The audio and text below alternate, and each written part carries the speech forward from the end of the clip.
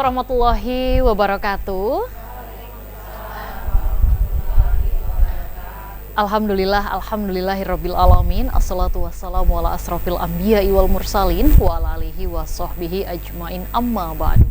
Asyhadu an la ilaha illallah wa asyhadu anna Muhammadar Rasulullah. Allahumma shalli ala sayyidina Muhammad wa ala ali sayyidina Muhammad.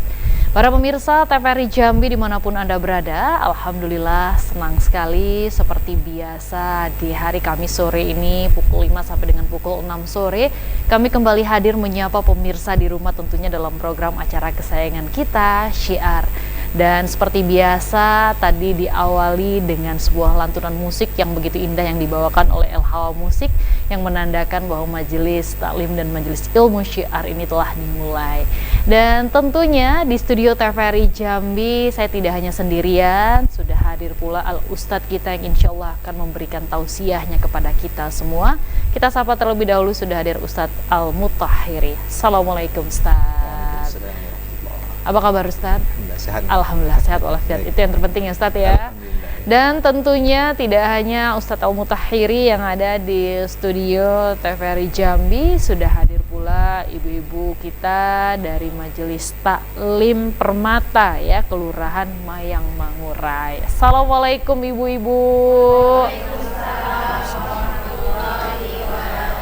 Masya Allah cantik-cantik sekali ya ini ya, perpaduan warna pink dan ungunya luar biasa. Dan tentunya kita juga mau menyapa El Hawa pada sore hari ini. Assalamualaikum El Hawa. Waalaikumsalam warahmatullahi wabarakatuh. Sehat? Alhamdulillah sehat ya. Apalagi mau lebaran haji sebentar lagi Ustadz ya. Kayaknya sehat-sehat semua ya, alhamdulillah ya. Dan pemirsa di rumah ini berkaitan dengan lebaran haji. Nah, tema yang akan kita angkat pada sore hari ini ialah kemuliaan bulan Zulhijjah bagi umat Nabi besar Muhammad sallallahu alaihi wasallam. Nah, Muhammad wa ala ali sayyidina Muhammad. Nah, lantas kemuliaan seperti apa sih di bulan Zulhijjah ini ya Ustadz ya, yang tentunya nantinya juga kita ingin tahu amalan-amalan apa juga nih yang seharusnya dapat kita lakukan di bulan Zulhijjah. Nah, untuk itu sebagai pengantar di awal Ustadz, silahkan Ustadz, apa kemuliaan bulan Zulhijjah bagi umat Nabi besar Muhammad sallallahu alaihi wasallam. Bismillahirrahmanirrahim. Assalamualaikum warahmatullahi wabarakatuh. Waalaikumsalam warahmatullahi wabarakatuh. Alhamdulillahirabbil alamin. Allahumma salli ala sayyidina Muhammadin wa ala ali sayyidina Muhammad. Para pemirsa TVRI dimanapun Anda berada, ibu-ibu sehat Bu ya? Alhamdulillah. Alhamdulillah Mbak, hari ini kita sudah memasuki bulan Zulhijjah. Kalau bulan Juninya sudah mau habis ya kan? Gaji pun sudah mau habis. InsyaAllah sebentar lagi kita akan sudah masuk bulan Zulhijjah. Dan bulan Zulhijjah ini adalah salah satu bulan di mana salah satu bulan yang dimuliakan oleh Allah Subhanahu wa taala. Kalau kita lihat di Quran ada ayat wadduha, demi waktu duha. Ketika Allah menggunakan masa dijadikan dia untuk bersumpah, berarti masa atau keadaan ini menjadi mulia di sisi Allah. Dan bulan Zulhijjah di dalamnya terdapat hari-hari di mana Allah Subhanahu wa taala bersumpah dengan hari-hari ini. Kalau kita lihat di dalam Al-Qur'an surah Al-Fajr di juz 30, Bismillahirrahmanirrahim, wal fajr wa layalin 'ashr. Ya. Para ulama tafsir, salah satunya Imam Ibnu Katsir di dalam tafsir beliau mengatakan wal fajr, demi waktu fajar, walayalin 'ashr, dan demi waktu 10 malam. Ya, wawnya itu waw qasam ya, artinya demi, sumpah Allah. Kata Imam Ibnu Katsir walayalin 'ashr, dikatakan 10 malam ini malam yang mana? Imam Ibnu Katsir berdasarkan beberapa riwayat-riwayat hadis yang banyak, 10 malam ini adalah malam bulan Zulhijjah. Nah, karena dia diletak di bulan Zulhijjah, maka bulan Zulhijjah ini menjadi mulia dan sangat banyak sekali kemuliaan yang ada dalam bulan Zulhijjah. Bukan hanya di tanggal 1 sampai tanggal 10 itu, tapi bulan Dzulhijjah menjadi mulia karena banyak sebab. Ya. Bahkan Rasulullah sallallahu alaihi wasallam bersabda, "Ma min ayyamil 'amalis salih fiha ahabbu ila Allah." Tidak ada amal salih, hari amal-amal salih padanya itu yang lebih dicintai, disukai oleh Allah Subhanahu wa taala kecuali 10 hari terakhir, 10 bulan Dzulhijjah, 10 hari bulan Dzulhijjah ini. Jadi Allah sudah bersumpah, Rasulullah sudah mengatakan dengan banyaknya hadis-hadis beliau, maka Dzulhijjah menjadi mulia bagi umatnya. Ya. Sebagaimana umat-umat Nabi terdahulu memiliki kelebihan-kelebihan yang lain. Kaum Nabi Musa alaihissalam memiliki kemuliaan dengan 10 Muharramnya. Kita juga diberi Allah Subhanahu wa taala dengan bulan Dzulhijjahnya. Nah, rugi rasanya kalau kita tidak memanfaatkan bulan Dzulhijjah ini untuk beramal. Ya. Rugi rasanya kalau kita tidak memanfaatkan untuk beramal. Mulai dari amal yang paling kecil sampai amal yang paling mahal. Amal yang paling mahal itu bukan hanya fisik yang kita berikan, tapi juga non fisik berupa harta yang kita tunaikan. Ini bulannya di bulan Dzulhijjah. Kalau Ramadan itu yang paling banyak kita kerjakan amal fisik. Amal fisik, puasa. Ya. Bahkan saking puasa ini bisa dikerjakan di hari-hari yang lain, tapi ditekankan di Ramadan. Tapi bulan Dzulhijjah semua amal ini terkumpul di sini. Kata para ulama, dicetuskan oleh para ulama, dihimpun oleh para ulama. Kata beliau, salah satunya Imam Ibnu Hajar Al-Asqalani, kata beliau, kenapa bulan Dzulhijjah ini jadi mulia? Karena bulan Dzulhijjah ini terhimpun semua amal-amal soleh. Salat di sana, puasa di sana, sedekah di sana, berkurban dengan harta juga di sana.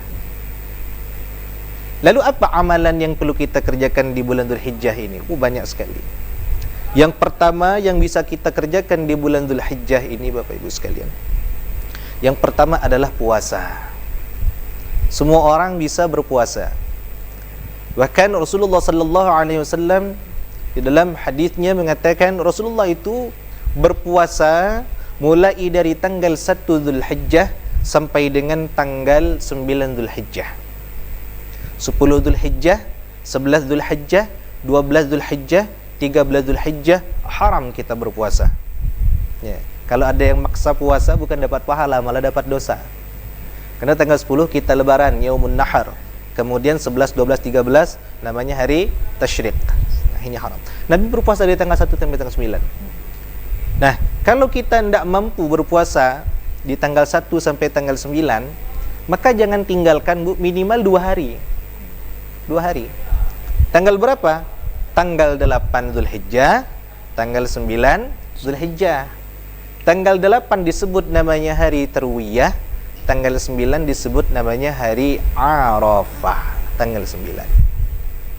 Nah, tanggal 8, tanggal 9 ini Rasulullah SAW menyampaikan di dalam banyak hadisnya bahwasanya barang siapa yang berpuasa 1 hari di tanggal 8 itu, maka baginya pahala diampunkan dosanya 1 tahun yang lalu dan 1 tahun yang akan datang. Barang siapa yang berpuasa tanggal 9 Arafah, maka Allah ampunkan baginya pengampunan dosa 2 tahun yang lalu dan 2 tahun yang akan datang. Ini rugi rasanya kalau tidak berpuasa. Ada ibu-ibu bertanya, Ustaz, ya, saya rasanya rugi nian. Kenapa? Pas tanggal 8, tanggal 9, nah dapat lampu merah katanya. Ini macam mana? Ada yang nangis-nangis. Wah, rugi nan rasanya. Kata saya, enggak rugi. Kalau ibu masih punya suami, bangunkan suaminya subuh-subuh Jumat, wake up my darling. Ngapa? Suruh sahur, Bu. Ya, Iko tidak kalau nonton bola tahan begadang sampai jam 5 subuh. Enggak sembahyang lagi, terus tidur. Bangunkan suaminya, "Bang, ayo bangun. Puasa, Bang. Sahur." Ibu sudah dapat pahalanya. Punya anak, kalau suami mungkin sudah tidak ada lagi, wafat misalnya. Kita punya anak, bangunkan anak kita. "Ayo anakku, kita berpuasa." Jadi tidak ada alasan kalau kita tidak mau beramal ibadah. Nah, sekarang Ustadz, sekarang sudah di tanggal berapa ini? Tanggal 3 ya? 3 Dzulhijjah. apakah kami boleh berpuasa mulai hari ini? Jangan, kita lah nak sore kalau nak berbuka. Maka besok saja silakan dimulai. Ya. Boleh Ustaz mulai dari tanggal, ya tidak jadi masalah. Ya. Namun afdalnya memang dari tanggal 1. Kalau tak dapat, usahakan nanti jangan ditinggal tanggal 8 Tarwiyah dengan tanggal 9 Arafah. Tanggal 9 itu insya-Allah di hari Rabu, tanggal 8 itu insya-Allah di hari Selasa.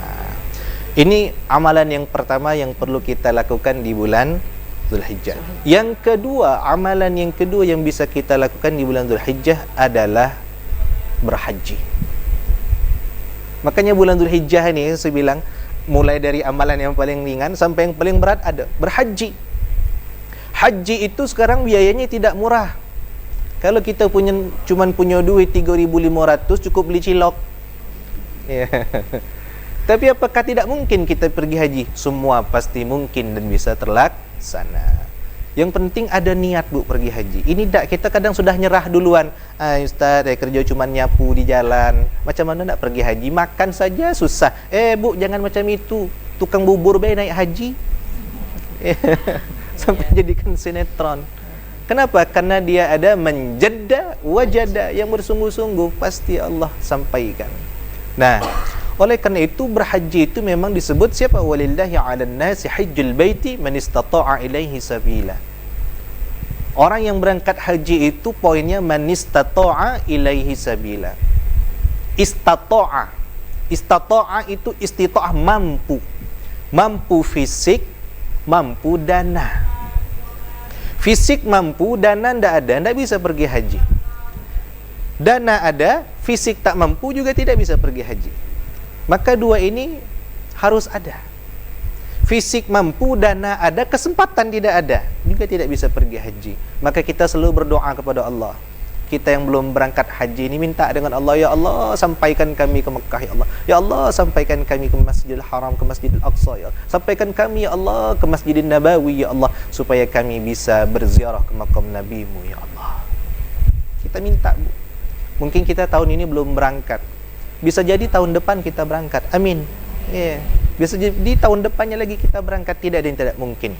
Yang penting kita mulai berazam dari sekarang untuk bisa berangkat haji. Nyeleng Bu, mulai dari 5.000 terkumpul. Ustaz umur sudah 60 kapan? Jangan salah.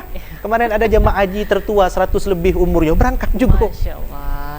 Ustaz, nanti kita sambung kembali ya Ustaz ya. Bagaimana kemuliaan bulan Zulhijjah bagi umat Nabi besar Muhammad Sallallahu Alaihi Wasallam. Dan pemirsa tentunya jangan kemana-mana karena Syiar masih akan segera kembali. Tetaplah bersama kami.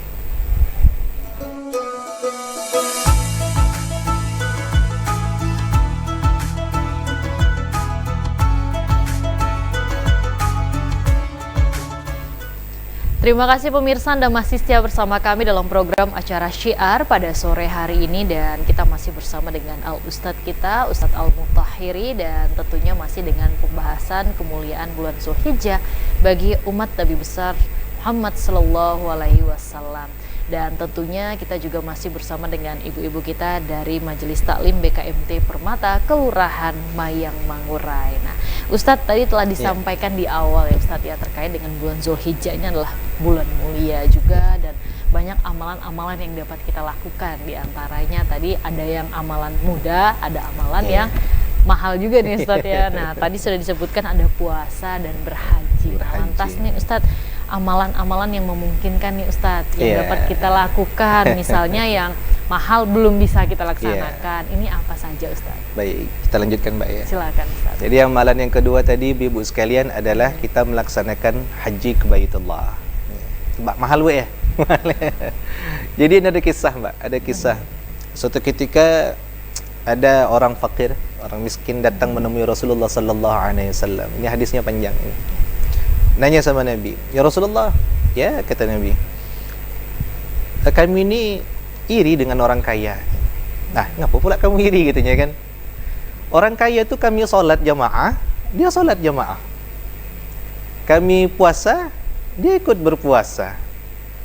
Kami sholat malam, dia sholat malam juga. Tapi ketika dia bersedekah, ketika dia berangkat haji, kami tidak bisa ya Rasulullah. Jangankan mau makan, mau pergi haji, makan saja susah. Bahasa kita kan macam itu. Jadi kata Nabi, Bisa. Dengan gaya santainya Rasulullah sallallahu alaihi wasallam. Macam mana caranya Rasulullah? Ketika engkau membaca tasbih 33 kali, membaca hamdalah 33 kali, membaca Allah takbir, Allahu akbar 33 kali, subhanallah 33, alhamdulillah 33, Allahu akbar 33 kali ba'da kulli salat, setiap kali sudah salat, maka bagimu pahala seperti orang yang berhaji dan berumrah. Wah, ini senang bukan main ini orang miskin ini, Mbak. Pulang ke rumah, katanya akulah haji. Katanya. Macam mana? Karena dia berzikir itu tadi. Nah, kebanyakan kita, orang-orang kita sekarang, jangankan mau berangkat haji, berzikir baik kadang sudah salat tidak lagi, Mbak. Assalamualaikum warahmatullahi wabarakatuh. Assalamualaikum warahmatullahi. Belum sempat iman nengok ke belakang, makmum dah hilang semua. Ya, ini jangankan mau salatnya bagus, zikirnya saja tidak. Jadi nanti sudah salat jangan langsung kabur. Minimal kita baca tasbih, tahmid dan takbir 33 kali, insya-Allah Allah berikan pahala seperti pahala kita berangkat haji. Yang kedua, sesudah salat subuh jangan balik dulu ke rumah. Kata Nabi dalam hadisnya, man shalla subha bi jama'atin fil masjid. Barang siapa yang salat subuh di masjid, berjamaah di masjid, kemudian dia duduk 2 rakaat, kemudian dia duduk berzikir kepada Allah, kemudian dia salat 2 rakaat, kanat lahu kahajjatin wa umratin tamatin. Maka baginya pahala seperti pahala haji dan umrah. Salat apa itu? Salat isyraq. Tak dapat seminggu setiap hari mengerjakan salat isyraq, syuruk, seminggu sekali. Tak dapat seminggu sekali, sebulan sekali. Tak dapat juga 6 bulan sekali. Tak dapat juga setahun sekali. Ada dapat minimal seumur hidup sekali. Ya. Karena pahalanya yang sangat besar. Nah, ini amalan-amalan tadi berat dimudahkan oleh Allah Subhanahu wa taala menjelang kita pergi haji. Sedikit Ustaz, tadi untuk laki-laki yang ke masjid, Ustaz. Nah, kalau untuk ibu-ibu nih Ustaz, sholat subuh gitu kan, padahal sudah bangun subuh tuh udah repot nih Ustaz, masak, nyiapin sarapan anak mau berangkat sekolah dan lain sebagainya nih, bagaimana Ustaz?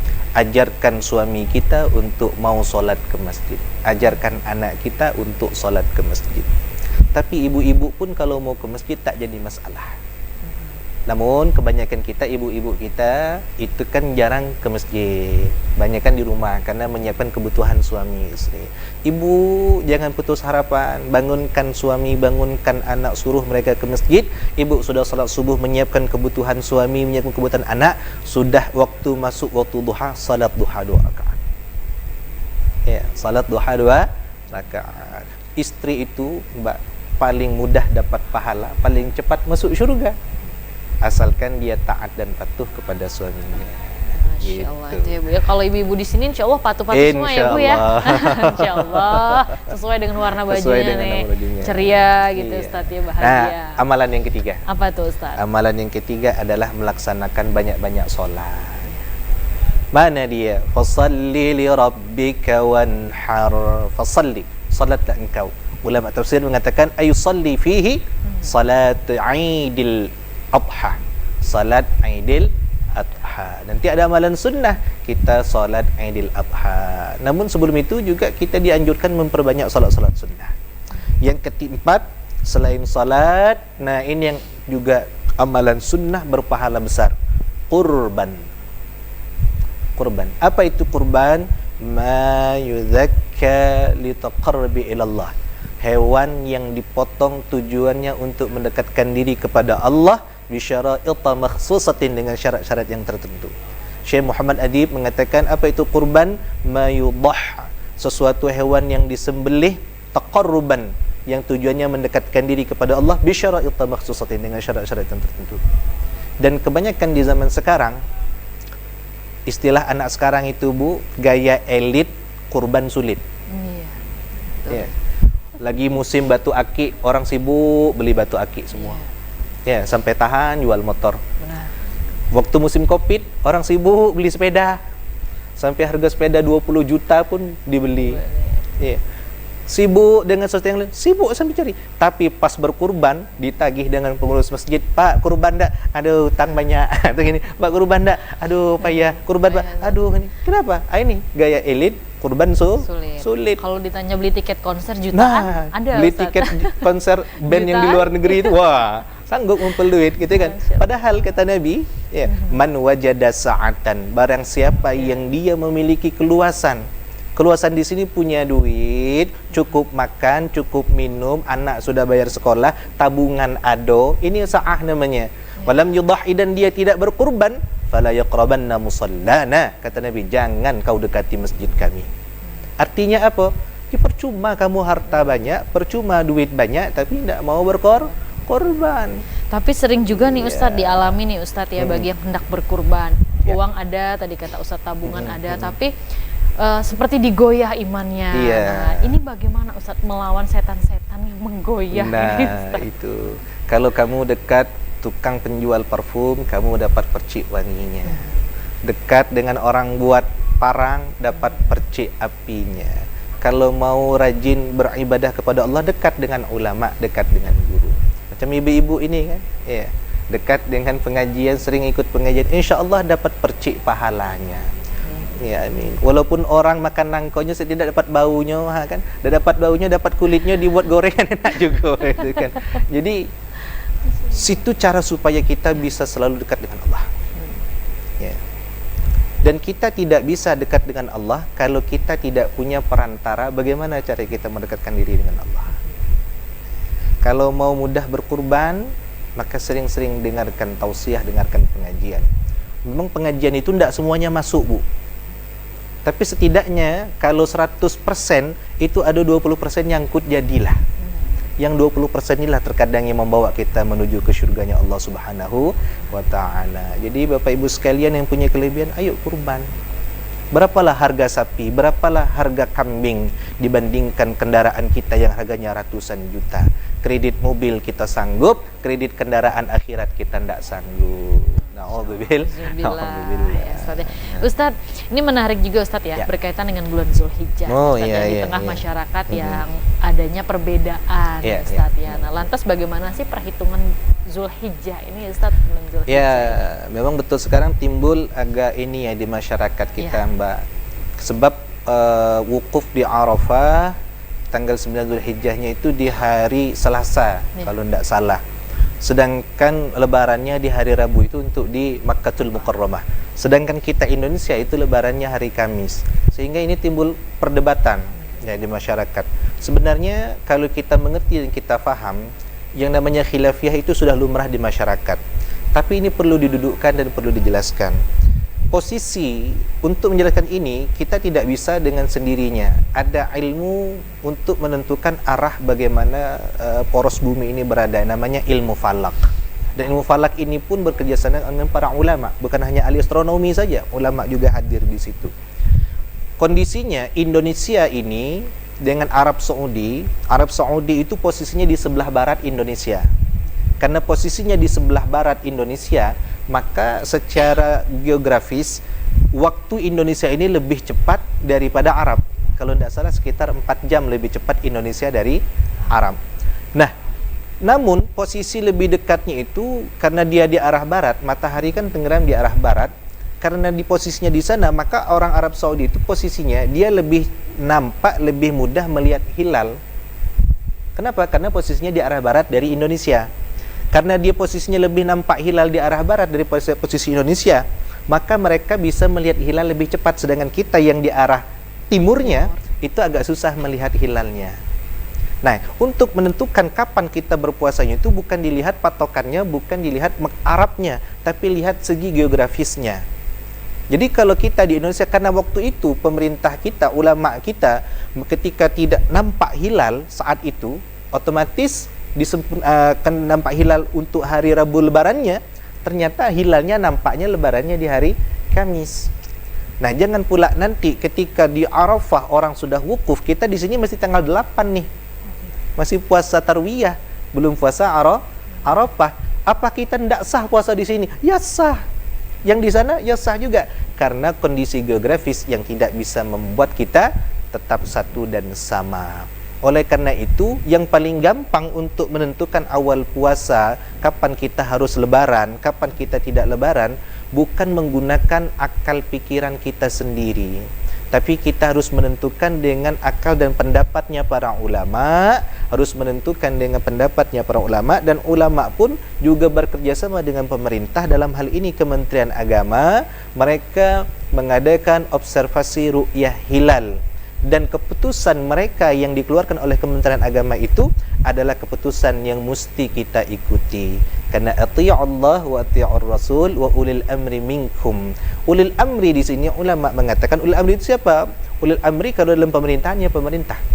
Kalau dalam urusan agama ya ulama. Ulama kita dalam hal ini diwakili oleh Majelis Ulama Indonesia MUI yang bekerja sama dengan Kementerian Agama. Dan pemerintah kita melalui Kementerian Agama memutuskan lebarannya hari Kamis. Ya kita ikuti lebarannya hari Kamis. Jangan madek-madek kata orang.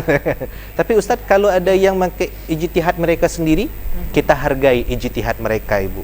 Tapi kalau kita yang tidak punya ilmunya, jangan coba-coba pandai sendiri, ikuti saja kata pemerintah. Baik, jadi itu ya Ustadz ya. Iya. Jadi sama-sama kita mendapat penjelasan nih ya terkait bagaimana perhitungan Zulhijjah itu sendiri. Nah Ustadz, nanti kita sambung kembali. Siap, dan baik. pemirsa di rumah tentunya jangan kemana-mana karena Syiar masih akan segera kembali. Tetaplah bersama kami.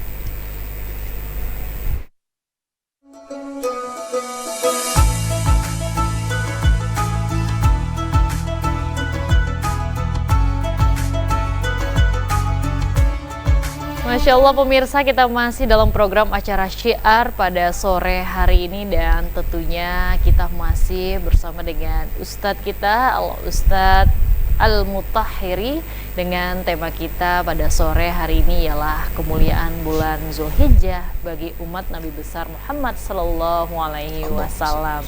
Dan pada kesempatan kali ini Ustadz, kita berikan kesempatan pertanyaan untuk para ibu-ibu kita yang telah hadir dari BKMT Permata Kelurahan Mayang Mangurai. Silakan ibu yang ingin bertanya. Silakan. Assalamualaikum warahmatullahi wabarakatuh. Waalaikumsalam warahmatullahi wabarakatuh. Nama saya Ibu Haja Sri Hidayati dari BKMT Permata Kelurahan Mayang Mangurai. Iya. Berkenaan dengan tema bulan kemuliaan Dzulhijjah. Tadi saya terbetik masalah kurban. Iya. Masih di bulan Dzulhijjah. Iya. Ada ulama mengatakan, itu pun juga dari hadis Rasulullah, bahwa berkurban bisa untuk satu keluarga satu kurban. Nah, karena waktu Rasulullah berkurban kan satu kambing, itu untukku dan untuk umatku. Nah, jadi ada sebagian ulama bilang cukup satu kurban satu keluarga satu orang. Nah, fenomena yang selama ini di Indonesia bahwa kurban itu kan selalu pakai nama, Pak Ustadz ya. Jadi sudah dari dulu kami semuanya insya Allah mudah-mudahan kayak begitu. Nama, jadi panitia kan nanya namanya siapa, si A, si B, si C.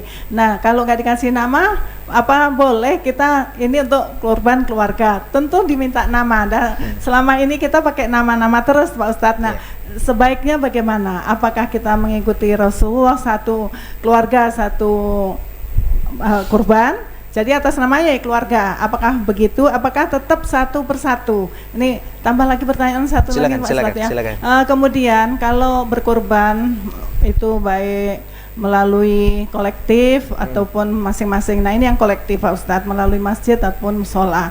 Kadang sudah dikoordinir Pak Ustadz dengan panitia. Nah, bolehkah panitia itu memakan atau sebelum dibagikan istilahnya kita untuk mengambil sedikit dari itu, kita dimasak untuk makan panitia yang ada di situ. Apakah sebaiknya kita harus beli aja di luar? Apakah boleh dari uang itu, walaupun sudah panitia bilang nanti dipotong sekian, tapi nanti untuk masang tenda, untuk ini, untuk itu. Nah, apakah boleh menurut hukumnya Pak Ustadz? Terima kasih. Wassalamualaikum warahmatullahi wabarakatuh. Waalaikumsalam warahmatullahi wabarakatuh. Langsung saja Ustadz dijawab pertanyaan dari Ibu Sri tadi ya Ustadz ya. Baik, ada salah satu kitab namanya Al-Ahkam Al-Udhiyah Wal-Aqiqah Wat-Tadhkiyah, ditulis oleh Syekh Muhammad Adib Kulkul.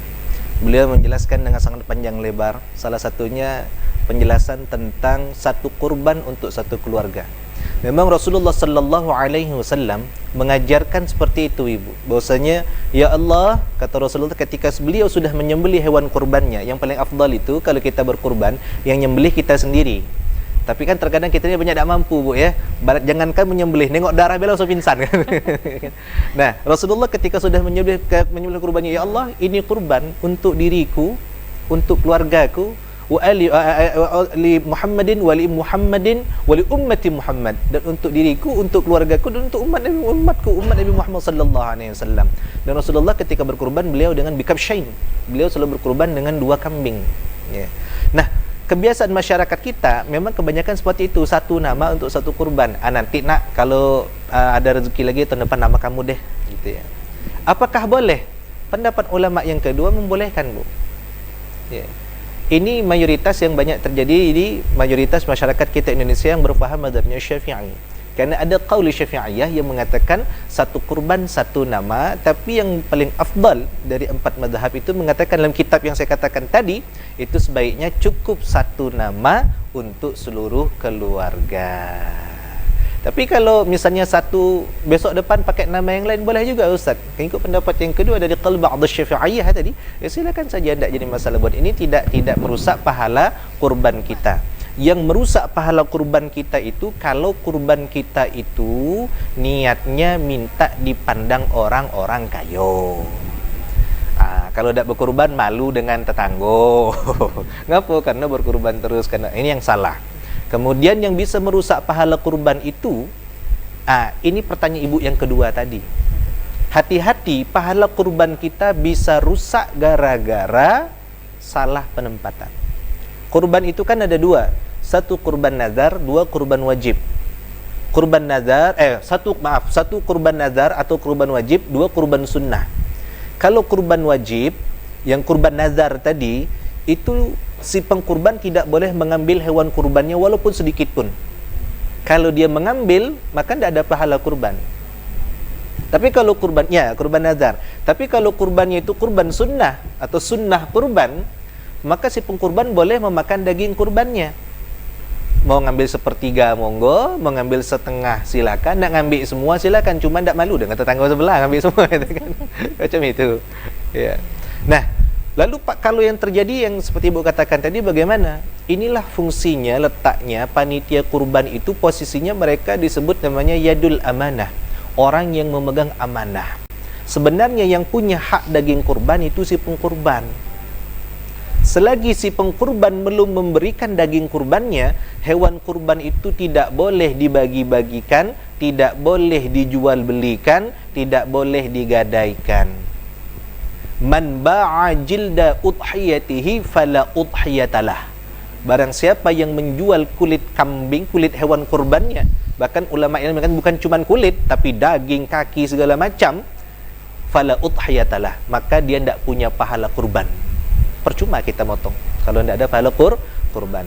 Nah, lalu bagaimana posisi seharusnya, sebaiknya? Misal kita berkurban, iurannya 2.700.000. Misal nih, Bu, ya. Nah, duit 2.700.000 itu tidak boleh digunakan untuk yang lain, khusus untuk beli daging kurban. Lalu untuk upah tukang potong ngambil di mana? Upah untuk yang panitia cawe-cawe ngambil dari mana? Siapkan dana lain, bukan dari dana yang 2.700.000. Tapi terkadang kan gini, Ustaz, katanya kita duitnya 2.700.000, yang iuran 7 orang, kan kadang duitnya berlebih tuh. Berlebihnya kan kadang tidak banyak, Bu. Berlebihnya kadang 200, 300, taruhlah lebihnya 1 juta karena dapat sapi diskon misalnya, gitu kan. Nah, dengan panitia terkadang tanpa minta izin dari si pengkurban langsung menggunakan duit 1 juta tadi untuk beli bumbu, itu tidak boleh.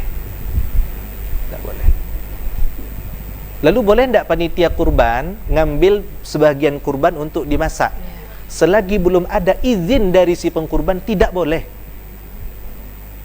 Selagi tidak ada izin dari si pengkurban, tidak boleh. Jadi macam mana? Maka supaya lebih aman, ada kesunahan bagi si pengkurban itu disunnahkan menghadiri hewan kurban yang akan disembelih. Sunnah, Bu. Ibu berkurban, ibu sunnah nengok hewan sembilan kambing itu, daging kurban. Nanti ketika disembelih, panitia biasanya nanya, Bu, minta izin ya. Ngapa? Dagingnya untuk masak.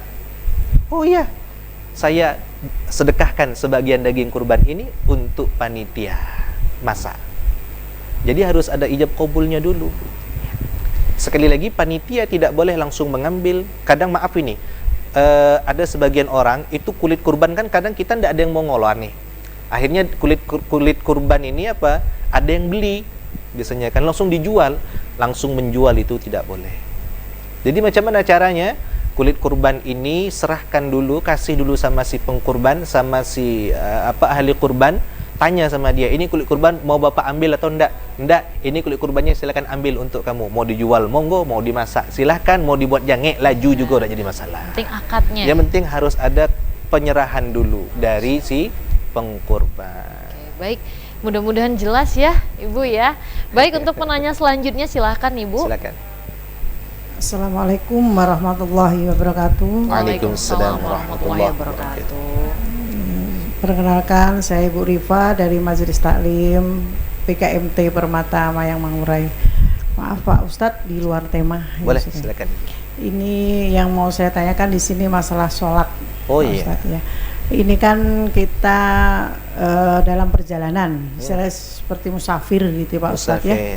Ya, kita dalam perjalanan mesti kan dari Allah Subhanahu wa taala, semua ini kita kan dimudahkan. Ya. Cuma yang saya tanyakan di sini Pak Ustadz, kalau kita untuk sholat kan di jamak ya Pak Ustadz ya, seumpama zuhur sama asar seperti itu. Ya. Cuma yang saya tanya di sini, pas kita sampai di masjid, nah itu pas seumpama zuhur mau ke asar gitu, pas sampai di masjid itu azan asar. Nah itu kita mengikuti untuk sholat asar 4 rakaat apa kita jamak gitu Pak Ustadz. Itu yang saya tanyakan. Terima kasih. Wassalamualaikum warahmatullahi wabarakatuh. Waalaikumsalam warahmatullahi wabarakatuh. Terima kasih Bu Rifa. Langsung penanya selanjutnya. Silakan Ibu. Assalamualaikum warahmatullahi wabarakatuh. Waalaikumsalam. Nama saya Eka Kamelia Ustadz dari Mayang. Izin bertanya Ustadz, boleh 2 pertanyaannya Ustadz? Silakan. Satu berhubungan dengan kurban ini. Ustadz, nomor 1 nih, kita kan dalam kurban ini biasanya ibu-ibu tuh tidak jauh dari media sosial. Oke. Nah, apa hukumnya kalau pas berkurban tuh kadang ada ibu-ibu, alhamdulillah tahun ini kami bisa kurban. Nah, seperti itu kebanyakan yang saya perhatikan, banyak yang Posting berkurban kurban tapi ya, Bu, ya? posting juga. Iya. Terus yang keduanya Ustadz, di luar tema ya Ustadz. Tadi Ustadz sudah menyinggung tentang pengajian. Ibu-ibu yang ikut pengajian, insya Allah paling tidak 20% ada menyangkut apa yang sudah diajarkan. Nah, dalam pengajian ini kita berhubungan juga dengan hubungan manusia ya Ustadz. Apabila kita dalam pengajian tidak juga tahu tentang etika silaturahmi atau apapun, kadang dalam pengajian itu juga ada masih hubungan manusia yang tidak baik. Istilahnya ada yang saling iri lah atau apanya, ada yang saling mau maju sendiri, tidak mau mengerti orang lain. Itulah apa yang harus kami perbaiki ya apabila mendapatkan seperti itu, padahal kita berusaha untuk lebih baik lagi. Demikian Ustadz yang kami tanyakan. Terima kasih. Assalamualaikum warahmatullahi wabarakatuh. Waalaikumsalam warahmatullahi wabarakatuh. Masya Allah, pertanyaan yang bagus-bagus ya Ustadz ya dari Ibu BKMT Permata ini. Silahkan dijawab Ustadz. Untuk Bu Rifa dulu nih, sistem menjamak sholat Ustadz ya. Dalam kitab At-Taqrirat As-Sadida fil Masailil Mufidah itu ada satu bab tentang salatul jam'i, salat jama'. Ini kaitannya dengan salat jamaah. Ya. Ketika ibu salat berjamaah, ada orang salat azan, silakan ibu ikut jamaahnya dulu. Mengambil fadilah jamaah. Tapi jangan menyelisihi ibu, kan posisinya jamak, sedangkan yang di masjid itu posisinya adaan. Posisi salat adaan yang tepat, yang sesuai, yang biasa, yang bukan musafir, yang ada istilahnya muqimin, salatnya orang muqimin atau mustautin, mereka tidak masuk kategori niat-niat yang jamak, apalagi jamak qasar.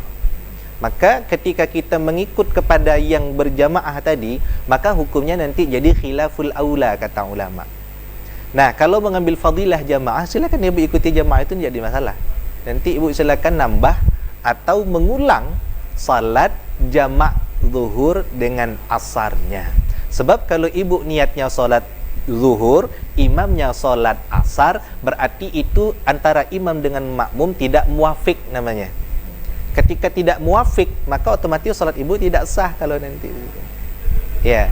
Jadi kalau mengambil fadilah jamaah, silakan ibu ngambil jamaah salat apa namanya tadi? Salat asar berjamaah. Tapi kalau biasanya ada yang seperti ini, musafir ini kebanyakan mereka tidak salat duluan. Kemana? Biasanya ada yang mandi dulu, bebersih dulu, ngopi dulu, ngeteh dulu. Ketika imam yang lain sudah salat, mereka yang musafir biasanya baru salat. Ini menghindari khilafiyah yang di atas tadi. Tapi intinya ibu tetap nanti kalau mau menjamak harus sinkroni dua nih. Baik jamak qasar atau jamak takdim ataupun jamak takhir. Kalau tadi posisinya jamak takhir, bukan jamak takdim. Baik, mudah-mudahan terjawab ya untuk Ibu Rifah. Selanjutnya penanya terakhir tadi Ustadz yang posting kurban. Oh iya, Ustadz. posting kurban. Iya. Ibadah itu ada dua, Ibu. Satu ibadah mahdah, dua ibadah ghairu mahdah. Ibadah mahdah itu salah satunya adalah salat, zakat, puasa. Salat ini wajib orang tahu. Ya.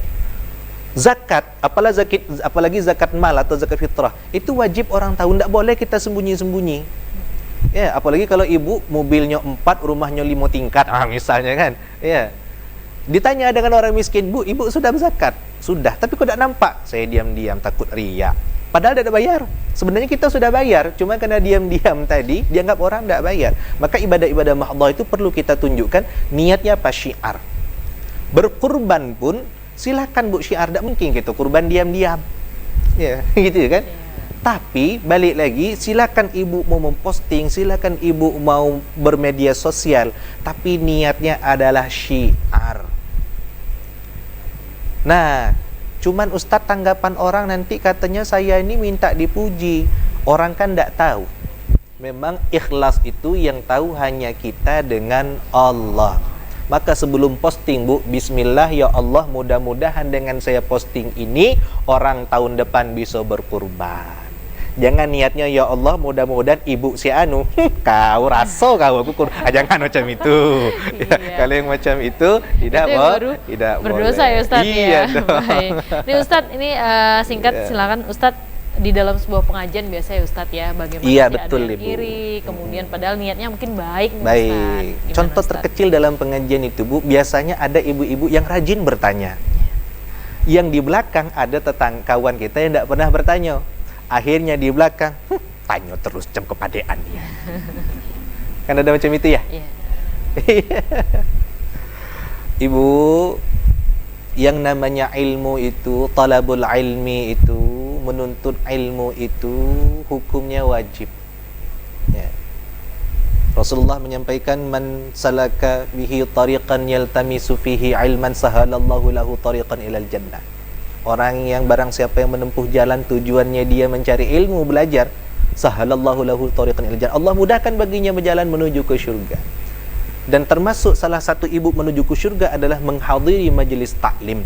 Kalau ada kawan kita yang syirik, biasanya yang tukang waswis, yang tukang ganggu, yang tukang ngato-ngato, itu setan. Makanya surah terakhir itu surah An-Nas, Bu. Qul a'udzu birabbin nas, malikin nas, ilahin nas. Dari mana? Min syarril waswasil khannas. Dari godaan, gangguan, syarril waswasil khannas. Manusia, ya emang manusia macam itu. Ya, maka kalau ada kawan yang seperti itu, jangan diburu ibu. Tapi macam mana? Doakan dia menjadi lebih baik. Ya Allah, mudah-mudahan ibu itu yang hobi ngatoin kami jadi lebih baiklah lagi. Baik, dan dia bertaubat kepada Allah. Masya Allah Ustadz, ya mudah-mudahan terjawab ya ibu-ibu semua ya jawabannya dari Al Ustadz kita. Tentunya Ustadz waktu juga yang harus mengakhiri perjumpaan kita pada sore hari ini. Terima kasih banyak atas nasihat, ilmu, tausiah yang disampaikan untuk kita semua dan untuk seluruh pemirsa TVRI Jambi dimanapun berada. Ibu-ibu dari BKMT Permata Kelurahan Mayang Manggurai, terima kasih banyak. Insya Allah lain kesempatan kita berjumpa kembali. Dan pemirsa di rumah, demikianlah program acara Syiar pada sore hari ini. Terus saksikan Syiar setiap hari Kamis pukul 5 sampai dengan pukul 6 sore hanya di TVRI Jambi. Punya kita. Akhir kata, saya Mutia Lestari mewakili kerabat kerja yang bertugas pamit undur diri. Billahi taufik wal hidayah. Wassalamualaikum warahmatullahi wabarakatuh. Waalaikumsalam warahmatullahi wabarakatuh.